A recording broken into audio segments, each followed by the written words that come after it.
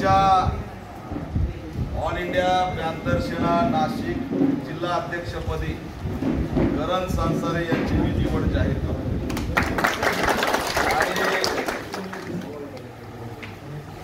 उत्तर महाराष्ट्र संपर्क प्रमुखपदी प्रवीण संसारे यांची सुद्धा या ठिकाणी निवड करतोय।